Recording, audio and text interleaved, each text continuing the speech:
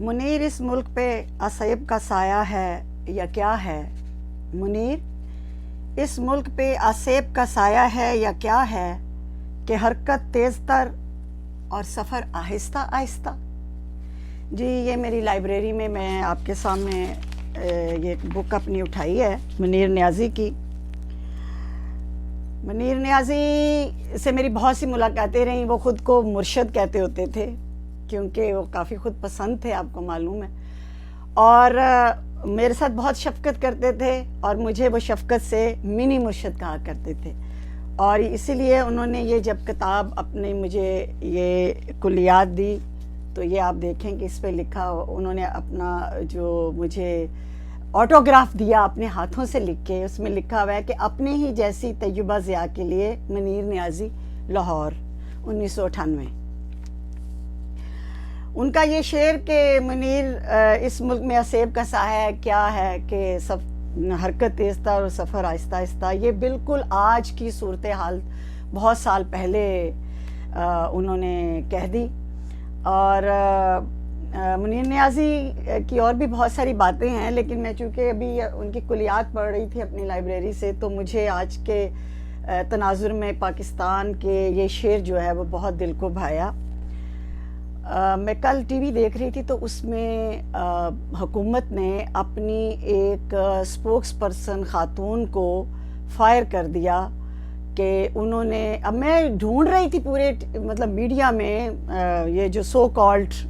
بڑے بڑے آپ کے ٹی وی چینل ہے اور اینکر صحافی ہیں کہ یہ ہے کہ جی ان کو فائر کر دیا، ان سے عہدہ واپس لے لیا، ان سے پتہ نہیں رکنیت واپس پی ٹی آئی کی لے لی وغیرہ وغیرہ، لیکن مجھے یہ چیز نہیں ملی کہ کیوں مذمت بھی، بھائی وہ اس خاتون نے جو کچھ بھی کہا ہے خاتون اول کے بارے میں، ہم اس کی مذمت کرتے ہیں، ہمیں خاتون اول کی اور وزیر اعظم کی بہت تعظیم کرنی وغیرہ وغیرہ، یہ سب، لیکن مجھے ریزن نہیں پتہ چلی۔ اب میں یہی سوچتی رہی کہ یہ وجہ کیا ہوئی، کیونکہ ایک بندہ جب کوئی نیوز دیکھتا ہے اور اس کو پس منظر نہیں پتہ ہوتا بڑا پریشان ہو۔ یوزلی یہی ہوتا ہے کہ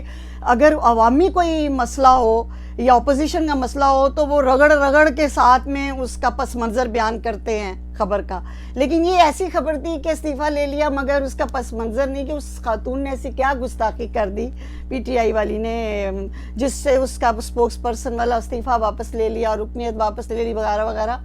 وہ بعد میں جا کے سوشل میڈیا میں پتہ چلا کہ وہ خاتون اول کی شان میں کوئی شاید وہ گستاخی کر گئی۔ اب وہ بھی میں نے فائنڈ آؤٹ کیا تو وہ گستاخی یہ تھی کہ وہ فون پہ کہہ رہی تھی اپنے کسی کولیگ کو کہ جی وہ خاتون اول کے پاس جنات ہیں اور انہوں نے ایک سرحد لائن لگائی ہوئی ہے جس سے بنی گالہ میں عمران خان کے علاوہ وہ کوئی کراس نہیں کر سکتا، گھر کے اندر بڑے بڑے باہر رہ جاتے ہیں اور وہ جنات سے پتہ لگا لیتی ہیں کہ آج وزیر اعظم کا موڈ ایسا کیوں ہے، یہ وہ وغیرہ اس طرح کی باتیں تھیں۔ بہرحال واللہ عالم، میں اس ایسی منسٹری سے استعفیٰ لینا ہی چاہیے، ایسے لوگوں سے استعفیٰ فوراً لے لینا چاہیے، ایسے بزدل لوگ جو حکمران کے سامنے کلمہ حق نہیں کہہ سکتے اور پیٹھ پیچھے ایسی باتیں کرتے ہیں، تو یہ لوگ تو ویسے ہی قابل مذمت ہے۔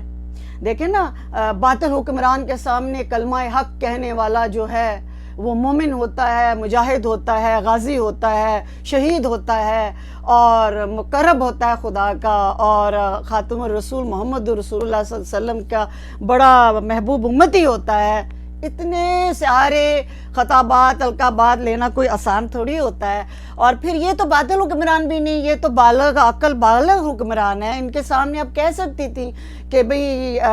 خاتون اول کے پاس جنات ہیں، موکلات ہیں وغیرہ وغیرہ، تو اس میں کیا رہا ہے؟ جو انہوں نے مائنڈ تھوڑی کرنا تھا، پیٹھ پیچھے بہرحال ایسی بات نہیں کرتے۔ دیکھیں اس کا بھلا ان کے پاس اگر ہوتے، ہماری خاتون اول کے پاس جنات ہوتے تو آج ہمارے اوورسیز رول رہے ہوتے۔ انہوں نے ایک اشارہ کرنا تھا، ایسے کارپیٹ اڑتے ہوئے جانے تھے، جتنے بھی بنی گالہ کے اور وزیر اعظم ہاؤس کے بڑے بڑے کارپیٹ ہیں وہ اڑتے ہوئے جانے تھے، اور سارے اوورسیز جو بے روزگار اور بے گھر اور سڑکوں پہ مر رہے ہیں، تڑپ رہے ہیں،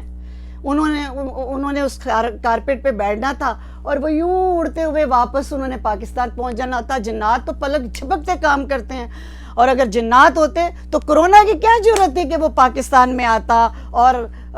پہلے وہ 2-4 بندوں کو اس نے ڈرایا اور بیچارے ڈرنے کے باوجود بھی لڑتے رہے، کیونکہ حکم تھا نا کہ ڈرنا نہیں لڑنا ہے۔ پھر اس کے بعد انہوں نے سینکڑوں کو ڈرایا، پھر اس کے بعد ہزاروں کو، اور اب لاکھوں کو ڈرا رہے ہیں، اور اب حکم بھی یہ آ گیا ہے۔ پہلے یہ تھا نا کہ ڈرنا نہیں لڑنا ہے، پھر جب ہزاروں پہ تعداد پہنچی کرونا وائرس سے تو پھر کہا گیا کہ لڑنا نہیں ڈرنا ہے۔ تو اب جب لاکھوں میں پہنچ رہی ہے تو اب کہتے ہیں ڈرنا بھی نہیں لڑنا بھی نہیں، بس تمہیں اب صرف مرنا ہے۔ تو پاکستان اٹلی بننے جا رہا ہے۔